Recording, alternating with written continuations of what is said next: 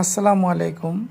আজকে আমরা দেখব এক্সেলে কাউন্ট ইফ ফর্মুলা কিভাবে ব্যবহার করা হয়। আপনারা দেখুন যে বি কলামে অনেকগুলো স্টেশনারি আইটেম আছে।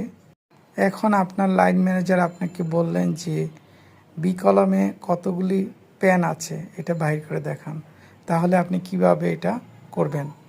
প্রথমে আমরা যেটা করব সেটা হলো যে কাউন্ট ইফ লিখব, তারপর বি কলামকে সিলেক্ট করব, দেন আমরা কমা দিব, তারপর ইনভার্টেড কমা পেন লিখব, দেন ইনভার্টেড কমা ক্লোজ করব এবং ব্র্যাকেট ক্লোজ করব।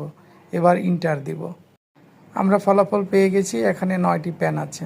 এবার সিজারের জায়গায় যদি আমি পেন লিখি তাহলে দেখুন এবার আবার 10টি পেন হয়ে গেছে। তার মানে হলো আপনি বি কলামে যদি চেঞ্জ করেন তাহলে অটোমেটিক্যালি ডি কলামেও চেঞ্জ হয়ে যাবে। সবাইকে ধন্যবাদ মনোযোগ দিয়ে ভিডিওটি দেখার জন্য।